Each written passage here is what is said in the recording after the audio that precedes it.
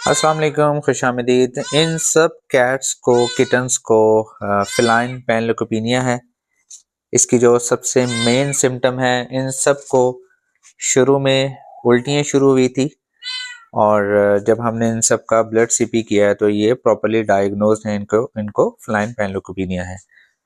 इस बेचारे की हालत बहुत ज़्यादा बुरी है। ये जितने भी किटन्स हैं इन सब को ड्रिप्स वगैरह पे रखा हुआ है। पेट्स का ख्याल करें, वैक्सीनेशन करवाएं। बायोफिल पीसीएच के नाम से वैक्सीन आती है। किटन्स में ये वायरल बहुत ज़्यादा फैला हुआ है। शुरू में उल्टियाँ आना शुरू होंगी और आहिस्ता आहिस्ता आपका पेट लागर होना शुरू हो जाएगा, वीकनेस होगी।